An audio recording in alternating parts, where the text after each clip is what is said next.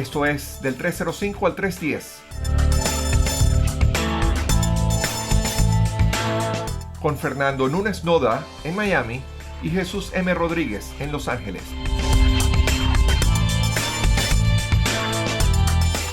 Hola Fernando, ¿cómo estás? Muy bien, Jesús. ¿Y tú qué tal? Muy bien, muy bien. Bienvenido a nuestro primer podcast oficial. Sí, señor. Sí, señor, primero. Bueno, y como es el primero, Fernando, vamos a explicar o a presentarnos un poquito de dónde venimos, de quiénes somos y por qué estamos haciendo esto. Así que te doy la palabra, por favor, dinos un poco acerca de ti. Ok, ¿cómo no? Bueno, yo soy Fernando Núñez Noda, venezolano. Vivo en Florida desde hace 11 años, donde emigré de Venezuela. Soy periodista, casado con hijos.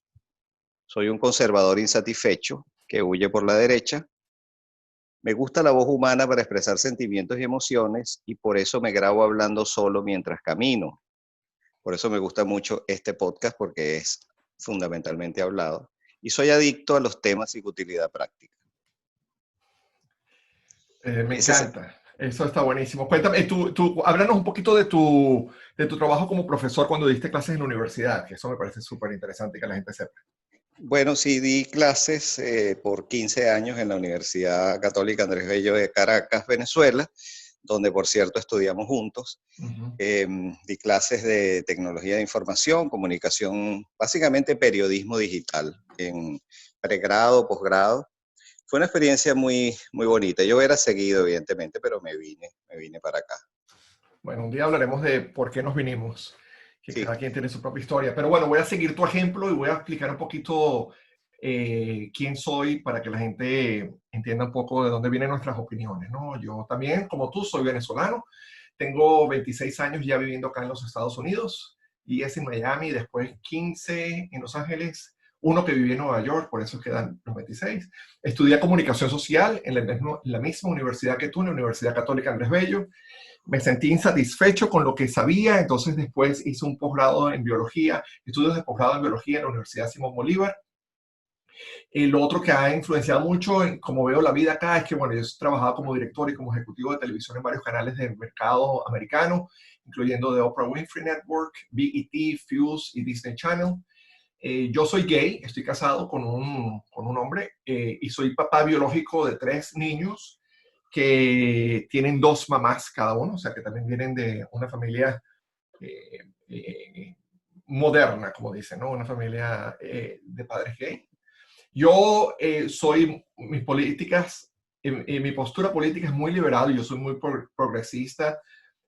A mí me importa muchísimo, me interesa muchísimo, aprecio muchísimo a la gente que tiene opinión, por eso te admiro tanto a ti, Fernando. Me gusta que la gente se involucre, que le importa lo que pase. Lo peor que puedo ver en una persona, como el peor defecto, es que sea aburrido, que no tenga algo de interés. Y bueno, con eso creo que podemos arrancar, ¿te parece? sí, señor, vamos a darle. Buenísimo. Bueno, habíamos quedado en acuerdo de hablar de 2 o 3 cosas que esta pandemia, que por cierto la pandemia fue de alguna manera el origen de este proyecto, de este podcast, 2 o 3 cosas que hemos aprendido acerca del mundo, de la política, de nosotros mismos, de lo que sea, a través de la pandemia. Voy a darte la palabra a ti para que comiences con tu primer punto, después yo doy el mío y así vamos sucesivamente. Ok, cómo no, cómo no. Bueno, lo que yo he aprendido, algo que uno de repente sabe, pero no ha experimentado. Lo sabes como teóricamente, pero cuando lo vives, lo aprendes de otra forma. Es cuán vulnerables somos. En condiciones normales no nos damos cuenta porque todo funciona como todos los días, pues, y nos da eso una sensación de seguridad, de que las cosas están donde tienen que estar, que todo está funcionando de acuerdo a lo esperado. Pero cuando ocurre algo como lo que ha ocurrido, wow, la sensación de indefensión que yo he sentido y que sé que muchas personas también han sentido, me ha abrumado. En el sentido siguiente, o sea, no es que me haya afectado horriblemente y realmente personas de mi círculo, de mi familia, mis amigos, no les ha afectado directamente, pero es la sensación de que no puedes controlar los hechos, de que hay Ujú. algo que está mucho más por encima de las reglas sociales, de las autoridades, de los mismos gobiernos. Los gobiernos eh, se han visto totalmente sobrepasados por la pandemia. O sea, no han tenido capacidad de respuesta, no han podido verdaderamente, no han podido derrotarla todavía, ¿no? Ujú. Entonces esa sensación de que puede ocurrir algo que, que sea tan disruptivo, que detenga la marcha común de la sociedad, a mí me ha dejado asombrado. Y sobre todo, la ausencia de medidas, o sea, de no estar preparados para ellos. Y ahí me doy cuenta que la sociedad no puede estar preparado para todo, pues, o sea, estamos medianamente preparados para algunas catástrofes y eso, pero nunca, nunca para algo de esta magnitud. Y ahí es donde yo aplico un concepto que se usa mucho en sociología política, que es el del cisne negro. No sé si lo has oído. No, cuéntanos. Sí, se llama cisne negro Conozco a el un... personaje del ballet, pero no creo que te refieras a eso. No, no tanto, no tanto. A lo mejor tiene algo que ver con el animal, no sé.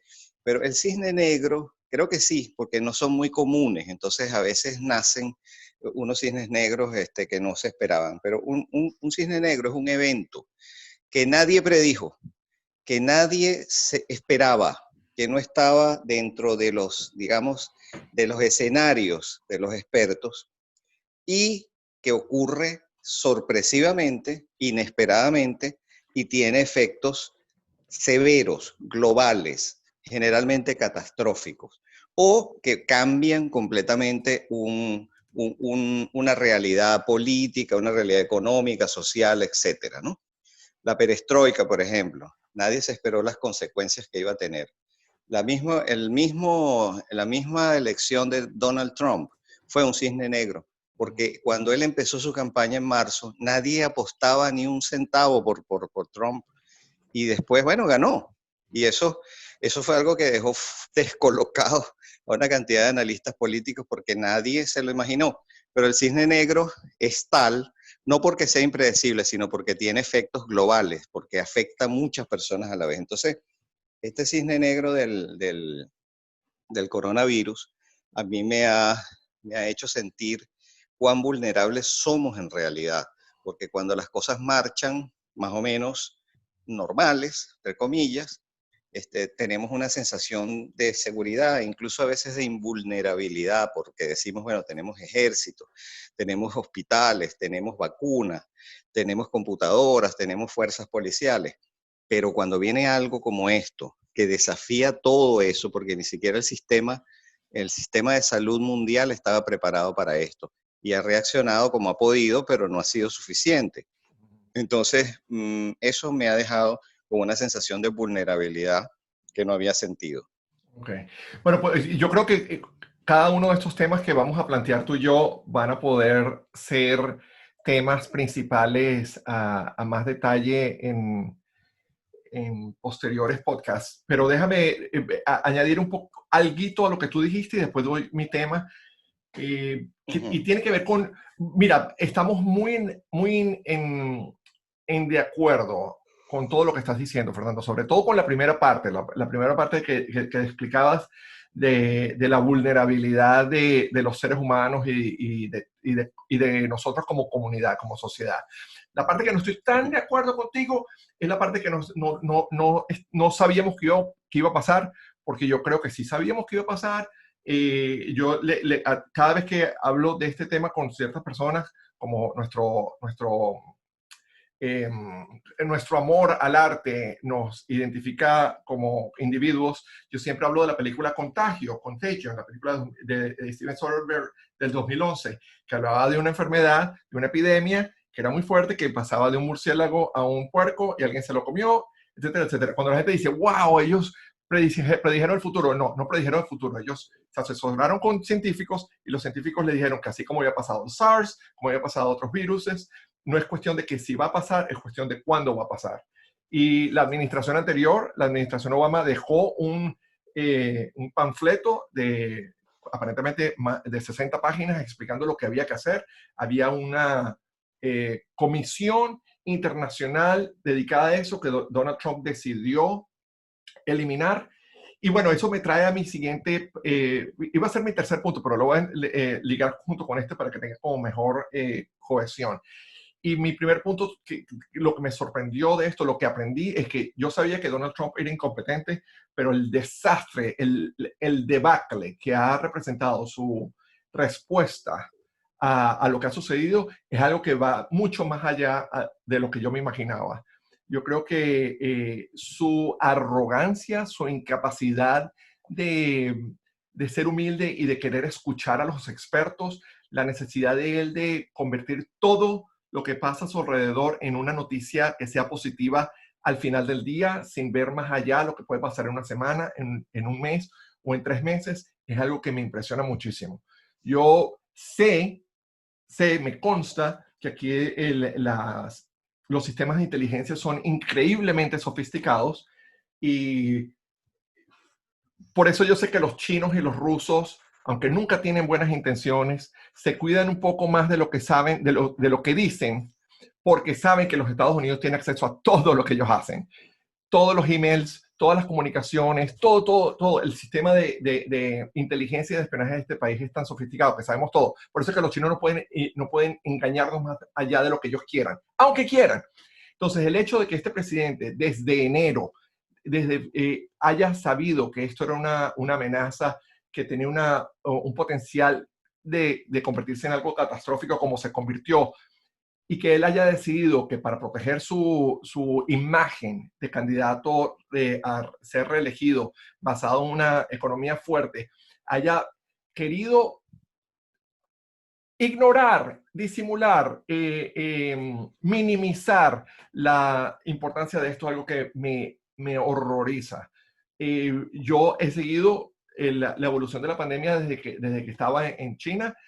Mi esposo y yo hemos hablado de esto desde la tercera semana de enero. Estamos hablando de que esto podía pasar. Ya para el 15 de febrero ya nosotros teníamos comprado comida para un mes. El 21 de febrero le dije a mi familia, en todos lados, compren comida porque esto viene serio.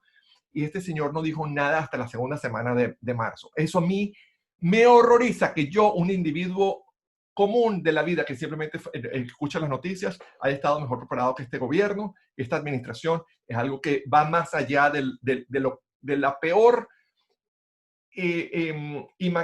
producto de imaginación que yo pude haber tenido, como lo hubiesen manejado. O sea, ni en la película más catastrófica te lo hubieras imaginado. Un presidente tan inepto y tan egocéntrico y tan capaz de ignorar las señales, las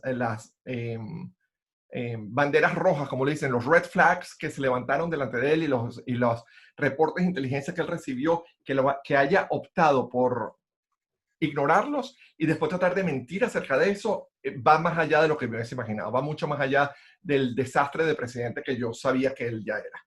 Pero bueno. Bueno, te comento que he leído algunos estudios recientes, muy recientes. No me acuerdo ahorita, creo que era una de la Universidad de Oxford, algo así. Ha hecho algunos modelos que, bueno, que prueban que electoralmente eso ha afectado a Trump bastante. O sea, o lo puede afectar muy fuertemente en diciembre, en el próximo diciembre. Exacto. Pero bueno.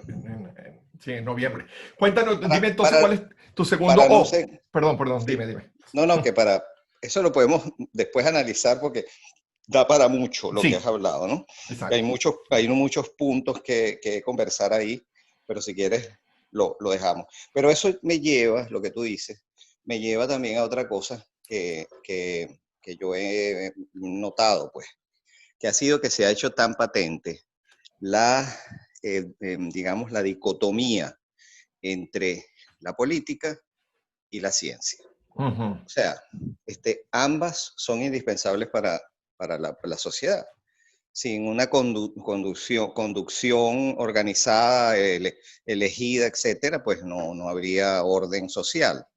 Y la ciencia también es indispensable porque es responsable de muchas de las grandes ventajas que tenemos de la extensión de la esperanza de vida y todo esto, ¿no? La salud que la que disfrutamos es fundamentalmente producto de la ciencia. Entonces, cada una tiene un rol, pero hay un punto en el que chocan a la hora de tomar decisiones. La ciencia no tiene poder para la toma de decisiones y los políticos no tienen ni la información ni las herramientas científicas para poder evaluar una situación y para poder decir qué es lo mejor. Entonces hemos visto en algunos países, en muchos países, mira, no solo en este ha habido una cantidad de demoras, como tú dices, y de errores de juicio enormes de parte de la presidencia. Es verdad, pero también en otros países, en Brasil ha pasado, pasó en España, se tomaron decisiones tardías, incorrectas, tú sabes, por tratar de minimizar el problema para que no afecte políticamente. Entonces, los intereses políticos se han sobrepuesto a los intereses que deberían tenerse en cuenta, que es la salud pública, la cantidad de gente infectada. Entonces, muchos políticos, por no poner en peligro su imagen, su gestión, etcétera, han preferido demorar algunas medidas que no son populares y que no son bien recibidas por la gente. Mira, impresionante las cosas que han pasado, y países como Italia también, países como Brasil. En Brasil, las medidas que se tomaron fueron prácticamente a propósito, que la gente salga, que la gente siga. Entonces han tenido que echar para atrás, y cuando un país echa para atrás, eso significa, o sea, me refiero a que revierte las medidas iniciales, es porque esas medidas no han dado ningún resultado y más bien ha sido lo contrario, han aumentado los contagios. O sea, ha habido países, porque yo entiendo que un país puede cometer errores al principio, tomar decisiones incorrectas, eso entra dentro de lo comprensible. Claro. Bueno, un país toma y se puede equivocar en algo, pero que lo haya hecho un poco a propósito, por interés político, es lo que a mí me parece sumamente grave. Entonces, hay países europeos que tomaron medidas que no funcionaron, inmediatamente las revirtieron, hicieron más estrictas la cuarentena, por ejemplo, y les dio resultados. Pero ha habido países como México también. En México, el populismo de este señor ha sido tan bárbaro que él ha dicho prácticamente que esa pandemia, eso no existe, ¿no? Esa cosa del voluntarismo, chicos, que si uno quiere y que eso no te da.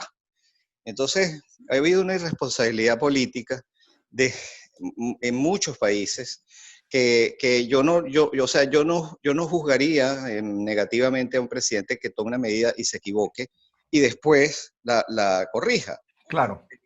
Pero si eso se hace sistemáticamente por un interés político de popularidad, de que la gente no vaya a decir, caramba, y bajo la administración de este individuo no, perdí mi trabajo, etcétera, hay que tomar medidas, aunque sean impopulares, si la ciencia lo dice. Entonces la ciencia siempre está en el asiento de atrás. La ciencia siempre es simplemente un consejero cuando debería ser la guía de las acciones. Porque es la que realmente tiene la mejor información, las que tienen años, como tú dices. O sea, si hubiéramos escuchado a la ciencia, nos hubiéramos preparado mejor médicamente, bacteriológicamente, en cuanto a vacunas, etcétera, porque los científicos siempre andan advirtiendo cosas, pero no los escucha nadie. Los científicos no son pop, ¿no me entiendes? No son cool, son tipos que la gente ve como aburridos, como difíciles, nadie los entiende, pero esos son generalmente los que tienen el mejor cuadro de lo que está ocurriendo en este tipo de cosas. Sí.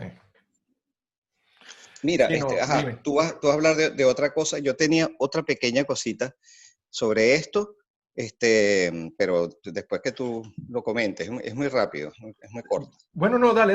Después yo paso a mi segundo punto que he aprendido sobre esta pandemia. Durante esta pandemia. Bueno, yo tengo 3, yo no sé cuántos tienes tú. No, yo tenía 4, pero voy a hablar si da tiempo digo el cuarto, pero mira. Otra cosa que me he dado cuenta, que he Ajá. aprendido, es algo que hemos dado por hecho. O sea, no, para mí esto era una cosa que era parte de nuestra vida, no le había dado la importancia que le estoy dando ahorita, que es el mundo en línea, Internet y las herramientas digitales. ¡Wow! ¿Cómo hubiese sido esto si no hubiésemos tenido Internet, si no hubiéramos tenido esto que estamos usando ahorita, Zoom o Skype o cualquier herramienta para hacer conferencias? Que hubiera sido del trabajo, que hubiera sido de la educación, que hubiera sido de la información, que hubiera sido de una cantidad de cosas que hemos podido hacer. Mira, hay personas que no han podido seguir trabajando porque su trabajo es presencial, pero muchísimas personas hemos podido seguir trabajando. Yo he podido seguir trabajando, afortunadamente. Sí. Mi trabajo es prácticamente digital. Todos los empleados de Twitter fueron mandados para su casa y pueden trabajar virtual permanentemente. No sé si sabías eso. Sí, lo Este, leí, qué impresionante. Impresionante que toda la empresa está trabajando virtual. Claro, Ujú. Twitter es un producto 100% virtual prácticamente. Entonces, Exacto. pero sé que hay empresas que no se puede hacer, pero siempre hay una parte de las empresas que se puede hacer en remoto, porque es la parte administrativa, la Claro. parte, qué sé yo, la que maneja datos y números, ¿no? Sí. Entonces, oye, la importancia de lo digital, la importancia de Internet, a mí se me ha hecho tan clara, tan patente y tan relevante en este momento que yo digo, wow, esto es la infraestructura del mundo, o sea, la infraestructura informacional, legal, procedimental, de trabajo, de manejo de recursos económicos. Mira, el dinero, uno paga las facturas. O sea, en cierta forma, nuestra vida, mi familia, vamos a verlo desde la perspectiva de mi familia. Mis hijos han hecho sus clases, han terminado el año por internet. Mi esposa ha hecho sus trabajos, que por cierto, ella da clases, ha dado sus clases por internet y ha hecho otros trabajos por internet.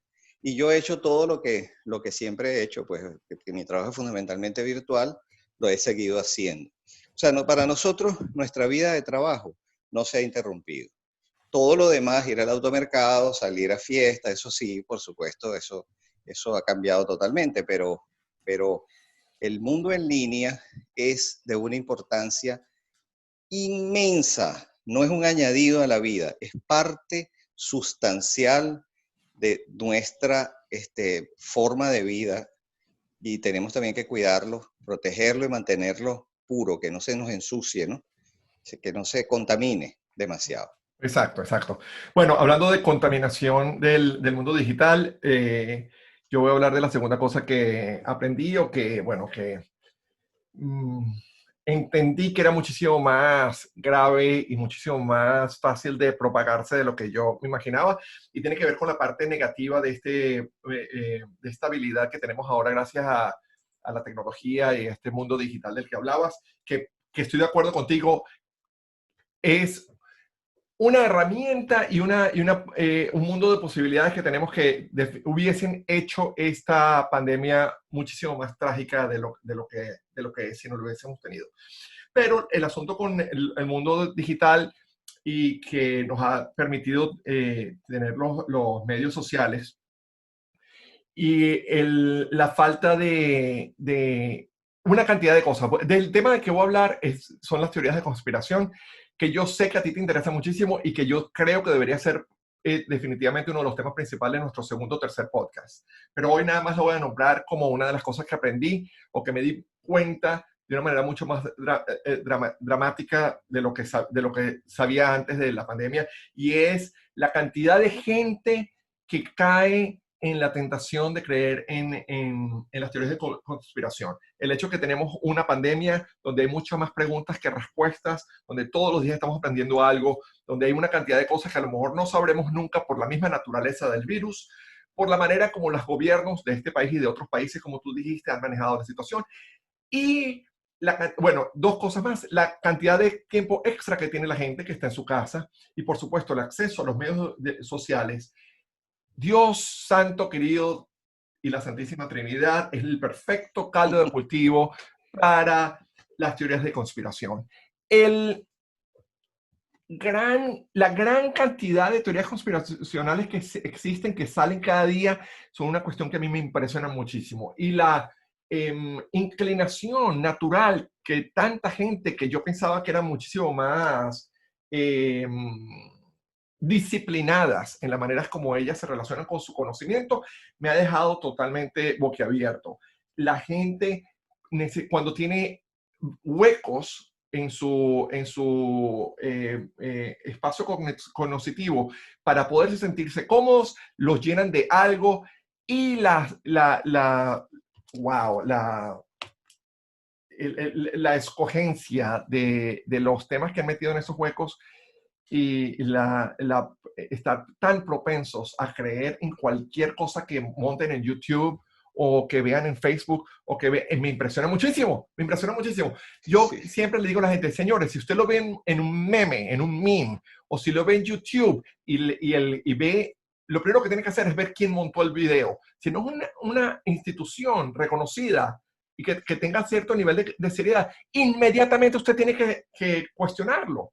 Pero Vértigo me impresiona muchísimo, muchísimo, muchísimo peor de lo que yo me he imaginado, de lo que yo me imaginaba, y me deprime muchísimo porque bueno, yo creo que una de las cosas que tú y yo compartimos, Fernando, la seriedad que nosotros ponemos en la información que consumimos y sobre todo en la información, y sobre todo tú, porque tú tienes una presencia en medios sociales que es bastante respetada y bastante seguida, que esa responsabilidad de las cosas que uno pone allá afuera, de las cosas que uno comparte.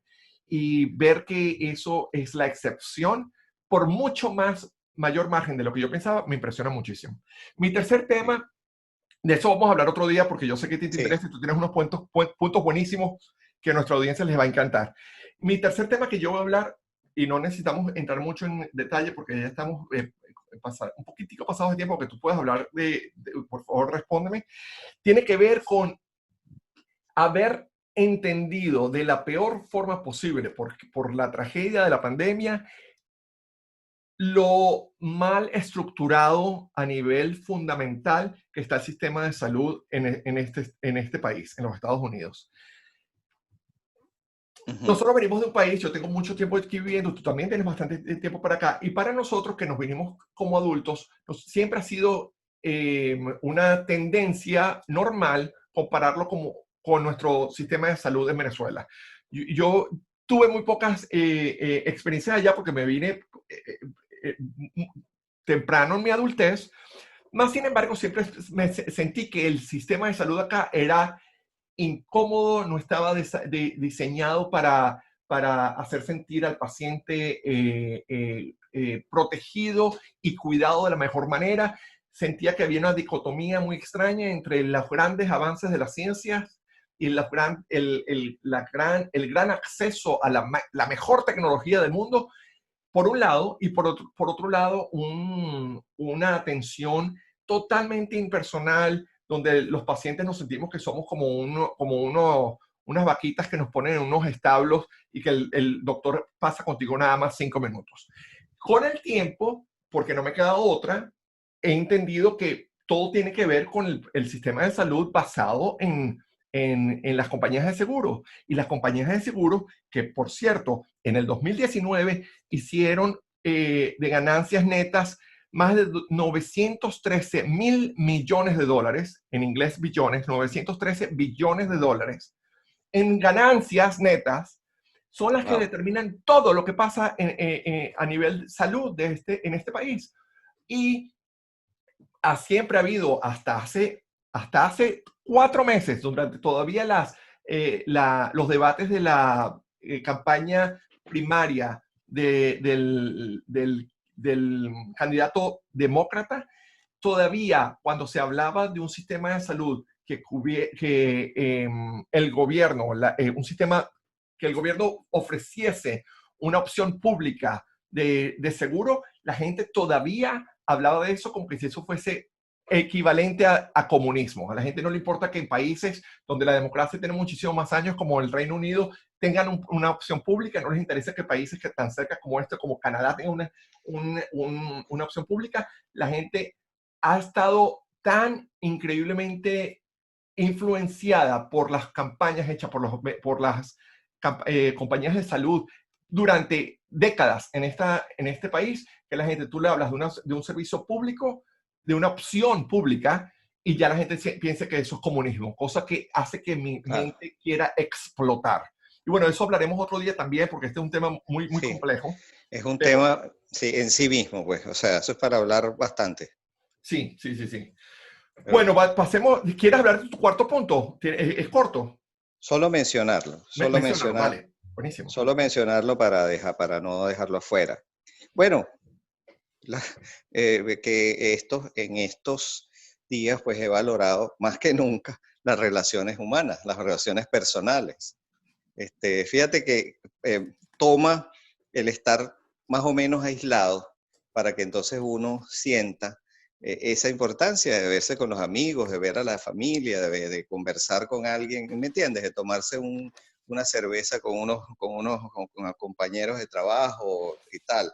Entonces, parece mentira, pero este aislamiento, en mi caso particular y también de algunas personas que he escuchado, nos ha hecho extrañar mucho esa libertad que tenemos. Yo soy muy huraño, yo soy un poco social, pero cuando se me restringe las posibilidades de encuentros sociales, entonces, oye, me dan unas ganas increíbles de sentarme en un lado a conversar con los amigos y tal, ¿entiendes? Sí, sí, sí. Ese otro puntico que quería simplemente mencionar, que eso me ha enseñado la importancia de las relaciones personales, de cara a cara, de conversar con la gente y verse, aun cuando yo no sea extremadamente social. Esa Sí, es la eso es cuestión. muy. No, no, no. De eso podríamos hablar también otro día, porque es muy Sí, interesante. No sé cómo es tu relación, no sé cómo se compara la manera de ser que tú tienes con la de tu esposa. En mi caso particular, mi esposo es muchísimo más huraño que yo. Yo soy muchísimo más ajá. social. Y fue muy interesante el otro día cuando estábamos hablando sobre esto y él me dice que él no extraña para nada, que él se siente absolutamente feliz, que el nivel de relajamiento que siente, porque no tiene ninguna presión de interactuar socialmente con nadie, es increíble. Mientras que yo me quiero jalar los pelos y pegarme la cabeza contra las paredes a este punto. Sí, sí. A lo mejor yo estoy en un punto medio. ¿Entiendes? Okay. Yo soy muy huraño, yo no soy social, pero como esta vez me siento obligado a estar aislado, Exacto, pues esa es la entonces diferencia. me dan ganas, esa cosa de, tú sabes, querer compensar. Totalmente, totalmente. Rebeldía, pues rebeldía. Buenísimo. Bueno, ese fue nuestro tema principal de hoy, hablar de estos puntos de las cosas que hemos aprendido durante la pandemia. Pasemos a nuestro segundo tema del día, que vamos a hablar un poco de los millennials.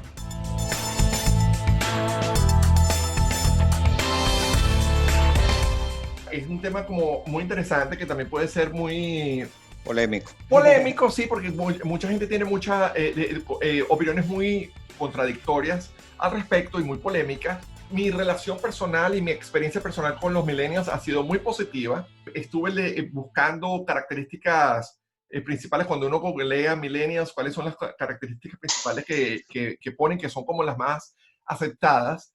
Dicen que, bueno, que fueron criados y mimados por la generación anterior, que quiso que ellos no pasaran por las dificultades que sus padres pasaron. Eso los ayudó a tener una grandísima confianza en sí mismos, pero también los hace un poquito merecidos, o la palabra en inglés entitled, que es un poquito menos negativa Ujú. que merecidos. Les gusta muchísimo lograr triunfos, porque fueron enseñados a que por cualquier cosa se ganaba una medalla, y son muy propensos a cuestionar la autoridad. Yo voy a explicar un poco más acerca de mi opinión sobre ellos, pero quería poner eso afuera así como simplemente como para establecer un marco de referencia y darte la palabra para que me digas tú cómo los ves y cómo es tu relación con ellos. Bueno, mira, te voy a decir una cosa. Si tú me hubieras preguntado esto hace unos, vamos a decirlo, 5 o 4 años, mi respuesta hubiera sido mucho más agria, ¿no? Porque ciertamente estaba dentro de esas personas que los critican mucho, ¿no? eh, esa cierta ligereza respecto al asunto social, esa tendencia que tienen hacia un progresismo que no es crítico y que ignora de una manera total y de paso admira a individuos que tú y yo sabemos que pertenecen a una izquierda radical que ha hecho un daño inimaginable en la tierra, el Che Guevara y no sé qué. Bueno, si me hubieras preguntado en ese momento, mi visión crítica hubiera sido muy aguda y muy agria en cierta forma, ¿no? Sí. Sin embargo, ya viéndolo ahora, después de mucho tiempo, yo me he dado cuenta, porque ¿sabes qué pasa? Que me puse a analizar un poco las generaciones anteriores, incluso Ok. la mía, o sea, que son los baby boomers, la generación X y tal. Todas esas generaciones han tenido el rechazo de la generación de sus padres, ¿ok? Ujú. O sea, de los que están en edad de ser sus padres. Porque, bueno, es natural. Ellos conspiran contra todo lo que en lo que uno ha creído y en lo que han sido nuestros ideales. Probablemente los hijos de los millennials van a ser unos tipos ultraconservadores y los millennials les va a dar un ataque de, de, de corazón porque van a decir, pero Dios mío, ¿cómo es posible que estos muchachos sean así con la crianza que yo les di? Exactamente lo mismo que dicen los padres de los millennials. Pero Exacto, entonces me doy exacto. cuenta que es una tendencia. Siempre va a ocurrir así. Los baby boomers, pues tuvieron, fueron los hippies, pues, los hippies de los años 60 y tal y qué sé yo, pues entonces tuvieron unos hijos más conservadores, que fue la época de Reagan, Bush y tal, cuando cayó la Unión Soviética, que hubo esa ola de neoliberalismo. Eso fue protagonizado por muchos de los hijos de los baby boomers. Entonces, toda generación tiene en cierta forma una contrageneración, una forma en la que los hijos protestan o se oponen, mejor dicho, a las directrices de su padre. Yo creo que a lo mejor eso quizá tiene una lógica y a lo mejor es hasta sano, porque si no el mundo sería uniforme, ¿entiendes? O sea, Sí. las mismas cosas, es como en la Edad Media, la gente era católica, era cristiana, era devota y el hijo tenía que ser así, el hijo tenía que ser así, pasaron no sé cuántas generaciones más o menos en lo mismo, hasta que empezó a haber un poco más de libertad y la gente dijo, no, vale, yo quiero ser de otra forma. Y una de las formas primigenias que tenemos es oponernos a lo que hicieron nuestros padres.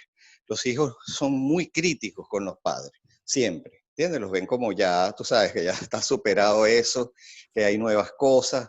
¿Entiendes? Entonces, yo lo que creo con los millennials es que ellos nacieron en una época que tiene algo que no tenían las generaciones anteriores, que eran sus propios canales de comunicación. Nosotros no tuvimos nunca un canal de comunicación. Nosotros teníamos un teléfono para hablar con una persona, pero yo no podía pararme, grabarme y que eso lo vieran 10.000 personas. ¿Me entiendes? Entonces, Sí. pero los millennials sí. Entonces han sido mucho más visibles. Y por eso hay mucha crítica contra ellos, porque bueno, porque se ha visto como no se había visto antes en la historia humana, todo lo que hacen, todo lo que piensan, todo lo que son. Entonces, yo creo que es una tendencia natural. En este momento yo no soy tan crítico ni tan duro con ellos, porque sí pienso que más bien es una tendencia humana que se va a repetir y todo lo que los millennials le hicieron sufrir a sus padres, a la generación de sus padres, lo van a sufrir ellos con sus hijos. Ese va a ser su castigo, ¿no? Pero Sí. fíjate, una cosa ya en cuanto a lo específico de los millennials, ¿no? Los Ujú. millennials son esencialmente progresistas en un sentido que a mí me parece un poco extraviado, porque una persona que es de izquierda moderada, de izquierda democrática, o sea, tiene unos parámetros claros, pues, o sea, claros, de democracia, es una participación mayor, o sea, que no esté todo en manos de la industria privada, sino que los gobiernos tomen ciertas iniciativas específicas y tal y qué sé yo. Pero lo que yo sí le critico a los millennials es vamos a decirlo así, es que están demasiado descolocados respecto a la cuestión política e ideológica. O sea, fíjate bien, yo estuve revisando, ¿no?, un artículo mío en Univisión que yo hice hace un par de años. Yo encontré, revisando encuestas, ¿no?, encuestas que se le han hecho a los millennials, que están muy, muy extraviados en cuanto a la cuestión ideológica y a la tipificación de los sistemas políticos, ¿no? Por ejemplo, son preferentemente, prefieren el socialismo ante el capitalismo, ¿no? Por supuesto.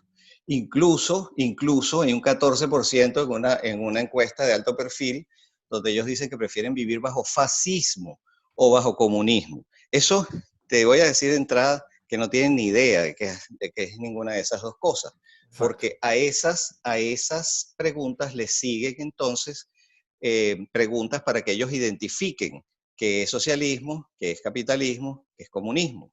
Entonces, 67% dice que se identifica con capitalismo y 64% lo prefiere como sistema económico. Pero, sin embargo, cuando le preguntan qué son esos sistemas, no diferencian entre comunismo, socialismo, fascismo. Claro. ¿Entiendes? Se le dice, por ejemplo, que definan comunismo sin decirle qué es comunismo, sino le dan la definición de comunismo y le preguntan qué es eso. O sea, que marque, ¿no? Entonces, o sea, un sistema donde el gobierno es dueño de los medios de producción, entonces la mitad contestó socialismo y la otra mitad dijo que no reconocía la definición. O sea, no es tan claro, por ejemplo. Exacto. Otra cosa es que no están familiarizados con las situaciones de los países donde el socialismo, porque ese es otro tema, Jesús, por supuesto, que tenemos que Ese hacer, es y otro bueno, tema. anótalo ahí. No, Sí. fíjate que no es la cuestión de si socialismo o capitalismo, no, sino es el problema que hay con las definiciones. Exacto, Porque exacto, exacto. cuando tú dices socialismo, eso se puede traducir en 10 cosas distintas, Claro. que son desde el socialismo comunista, bolchevique, hasta un socialismo, del socialismo de Trudeau en Canadá. ¿Entiendes? Exacto, Una exacto, cosa que exacto, son exacto. Bueno, total ajá. y No, termina tu absolutamente punto para distintas. yo entonces, sí. Bueno, entonces, cosas como por ejemplo, muchos de ellos definen o se autodefinen socialismo pensando que es una cosa, cuando están usando coordenadas de otros sistemas, no conocen lo que pasa en Cuba, por ejemplo. Ellos creen que el Che Guevara fue un hombre realmente, primero, eficiente, que fue todo lo contrario, y segundo, que fue un tipo de una bondad hacia el ser humano y de unas ideas, ¿verdad? Es un tipo absolutamente extraviado. Lo único, para mí, la única ventaja del Che Guevara es que era la fotogenia. Punto. Salió bien en una foto y con eso ha capitalizado lo que muchos no han capitalizado con una vida entera haciendo buenas obras para la sociedad. Exacto. Entonces, y como último punto de esto, este, las encuestas prueban una cosa increíblemente darwiniana.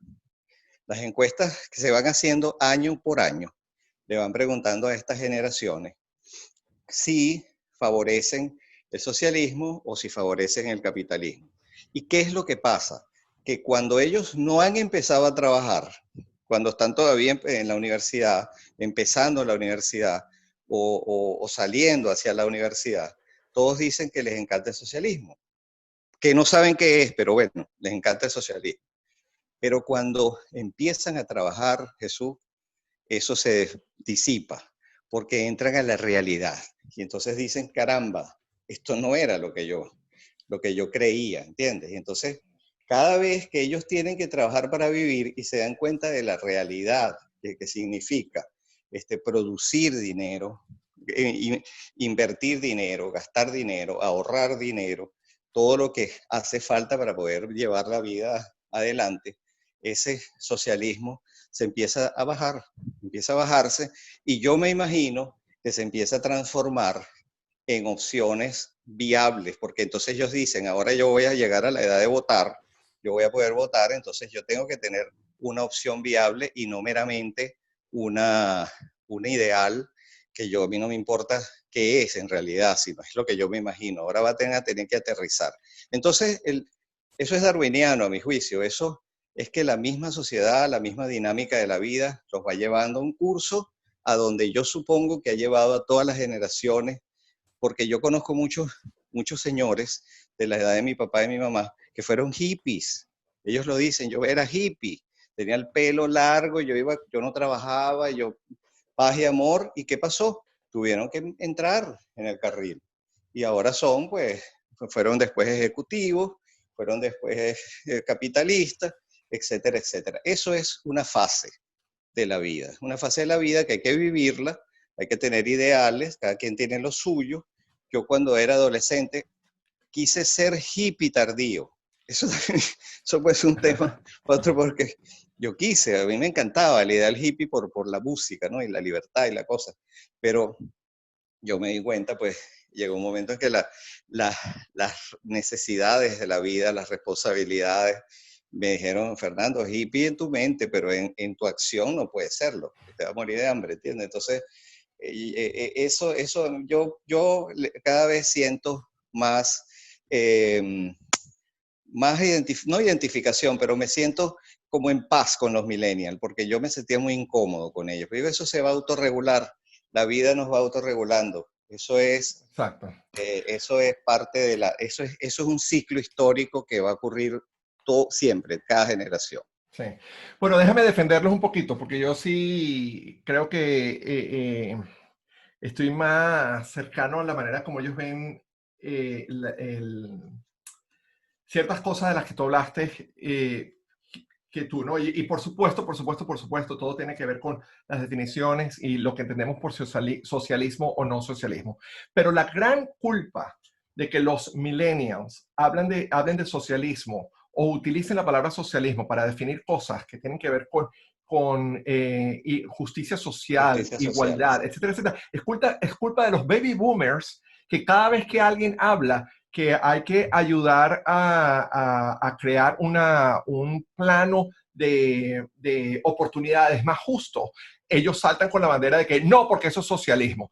Coño, No, si verdad. todo lo que sea planteado para buscar una mayor justicia social, le ponen la etiqueta de socialismo. Por supuesto, cuando te dan las opciones, te dice que prefieres ser capitalista o socialista. Si no entiendes muy bien lo que es y te han dicho que todas las cosas buenas que tú quieres que pasen se llama socialismo, coño, vas a decir socialismo. Entonces, la culpa no, definitivamente no creo que la culpa es de ellos, la culpa es de los baby boomers, que son los que tienen el poder agarrado completamente, sobre todo en este país, Así es. por muchas décadas, donde cada vez que alguien plantea algo que suena a justo, ellos dicen que no, porque eso es socialismo. Y claro, ellos están hablando como que si todos pertenecieran a la generación de ellos, donde socialismo representa lo que en realidad la definición más básica dice, que es esta cosa opresiva, que tiende a regímenes totalitarios, donde hay de todo excepto igualdad, etcétera, etcétera, etcétera. Entonces, esa confusión de términos es más culpa, siento yo que es más culpa de los baby boomers que de los millennials. Y por otra parte, yo siento que bueno, ya los millennials ya este año están cumpliendo, los mayores están cumpliendo 39 años.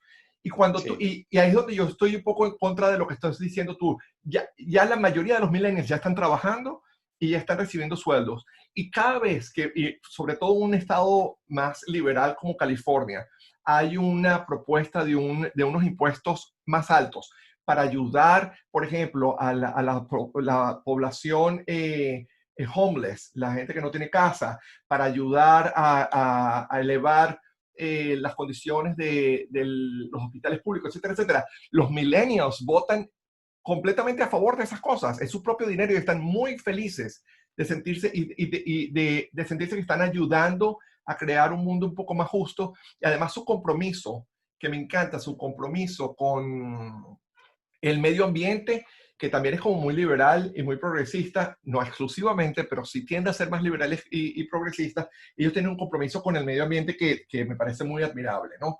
La cosa de los personajes y de que se han convertido en íconos de ciertas tendencias es un tema que tenemos que tratar, porque yo estoy de acuerdo contigo, el Che Guevara, su mayor aporte cultural fue haber salido bien en una foto. Ajá. Y no solamente el mayor aporte cultural, sino el único que no fue negativo. Más allá de lo que esos personajes representan históricamente, yo siento la inclinación de querer entender qué representan esos iconos para para esta generación y tener una mente abierta a aceptar lo que el icono representa para entonces después hacer un trabajo de reeducación y hacerles ver que, ok, lo que el icono representa es positivo y tiene cualidades que son relevantes, importantes, etcétera, pero el símbolo que utilizaste es el completamente equivocado porque ese personaje en realidad lo que hizo fue esto y esto y esto. ¿Me explico? Entonces, Sí. yo les tengo como que, yo me inclino a tenerles paciencia y porque de verdad mi experiencia con ellos, he trabajado con ellos mucho y siempre su nivel de compromiso, su nivel de involucramiento en los procesos es bastante honesto y bastante profundo y siento mucha admiración por ellos. Pero bueno, No, pasemos está entonces bien. para terminar con esto, los últimos dos puntos que son los cortitos del día, las cosas que no nos han dejado dormir esta semana. Uno tuyo y uno yo. Empiezas tú. ¿Qué no te ha dejado dormir esta semana, Fernando? Bueno, mira, una de las cosas que me ha tenido muy en ascuas esta semana es la situación de nuestro país natal, pues Venezuela.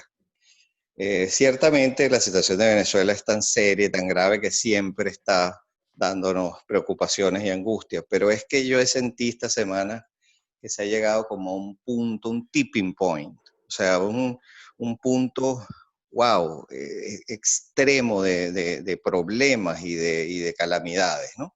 Uh O -huh. sea, es un país que está en medio de la misma pandemia que está ocurriendo en el mundo, pero a diferencia de la situación nuestra y de la mayoría de los países, es un país que no tiene prácticamente un servicio de electricidad y de luz continuo, pues, o sea, estable.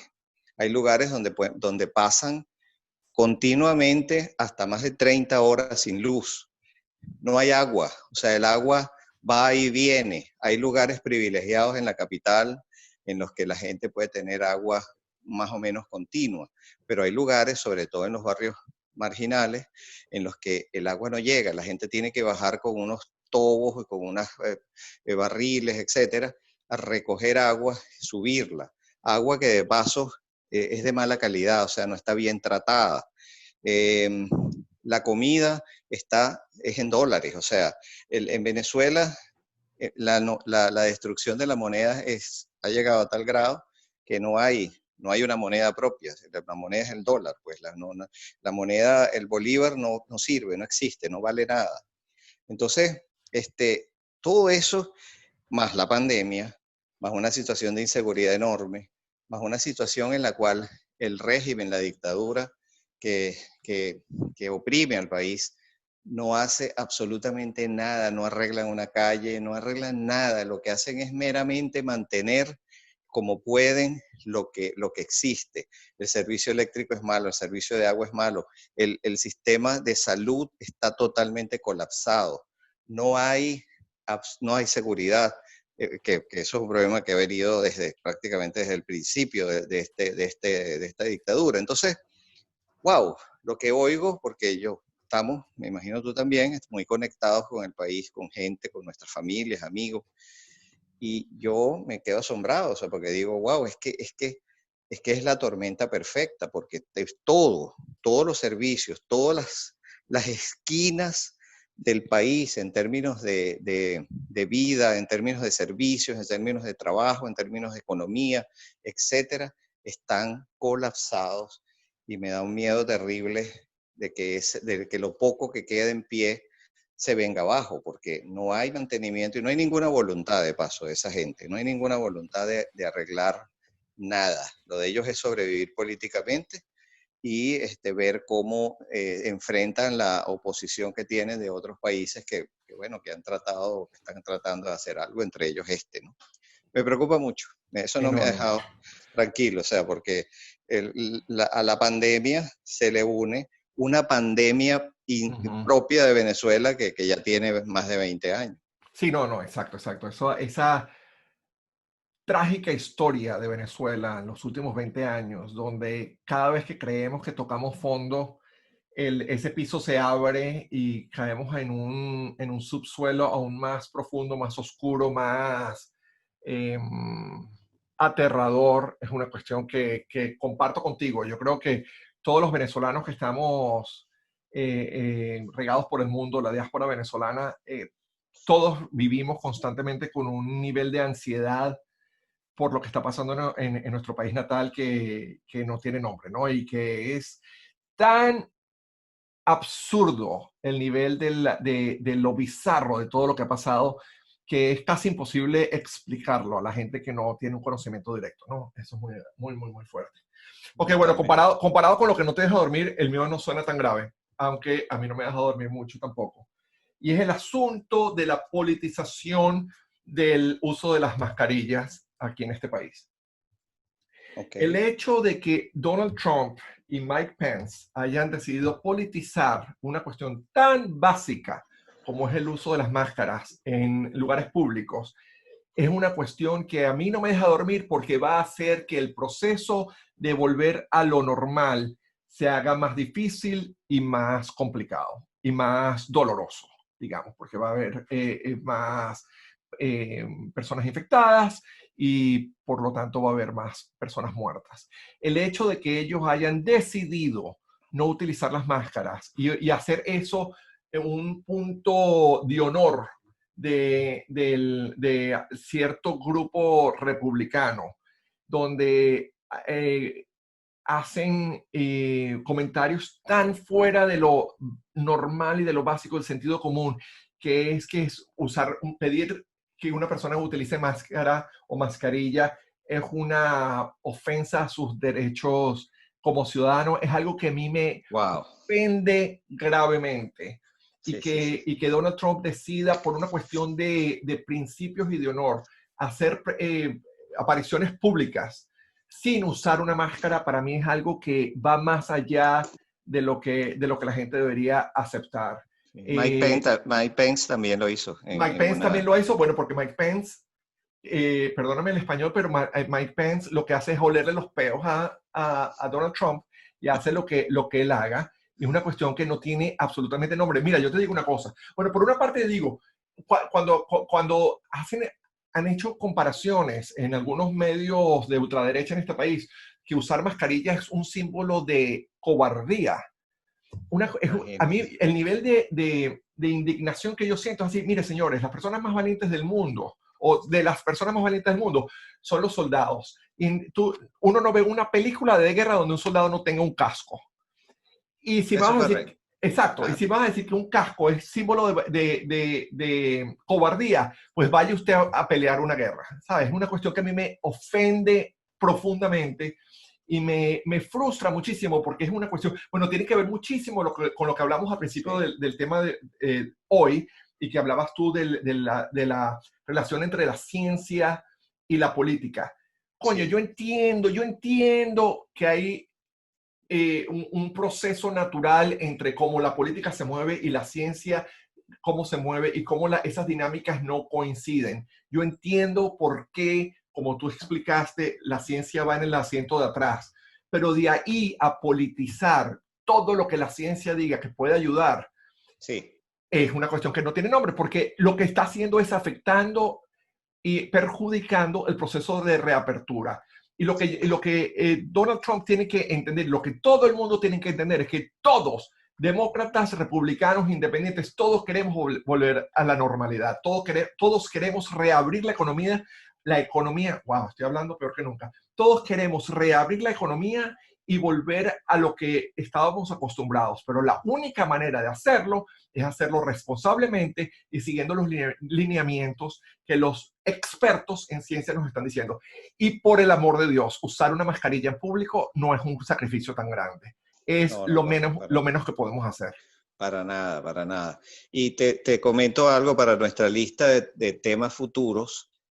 Tenemos que hablar de la ideologización de todos los aspectos de la vida, porque eso es parte de eso. O sea, sí. se ideologiza todo. Entonces, la mascarilla, que es una cosa que no tiene absolutamente ninguna connotación política, o sea, se politiza, ¿entiendes? Entonces, bueno, pero es que los liberales quieren la mascarilla y los conservadores no quieren la mascarilla. Entonces, si yo soy conservador, me veo obligado a apoyar eso. No puede ser. No puede ser, no puede ser.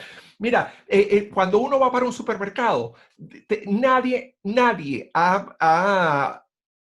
le ha ofrecido un golpe a una persona cuando te dice, señor, usted se tiene que poner una camisa y zapatos.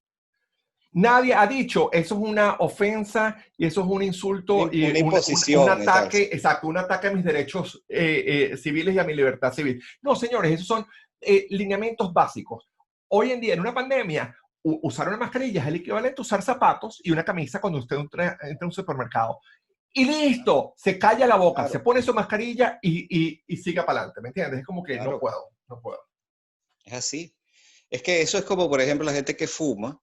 Bueno, tiene que fumar en unas ciertas áreas donde dice, mira, aquí no se puede fumar. Bueno, eso es respeto, eso es una parte de las normas, de los acuerdos sociales, del contrato social, pues. Exactamente.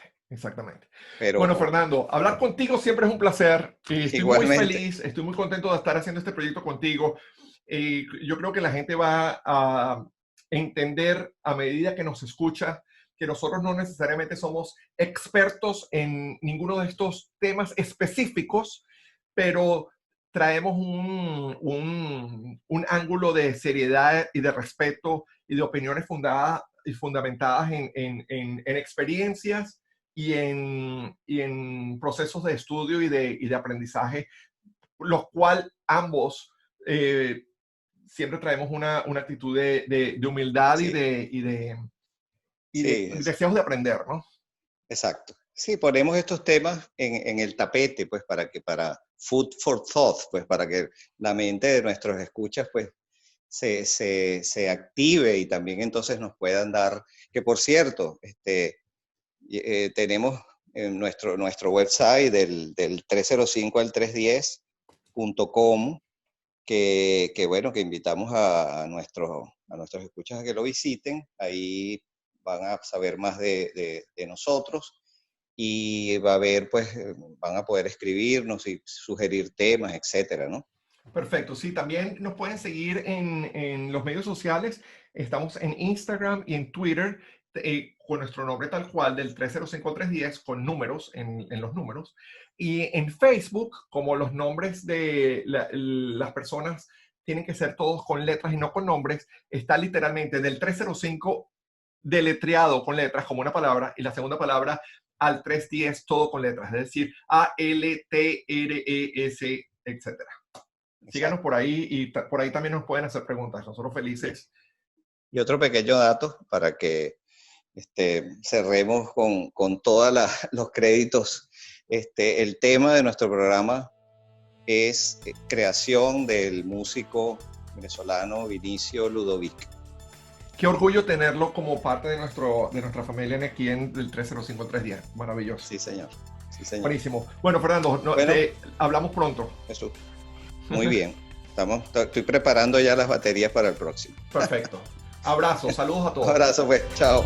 Hablamos.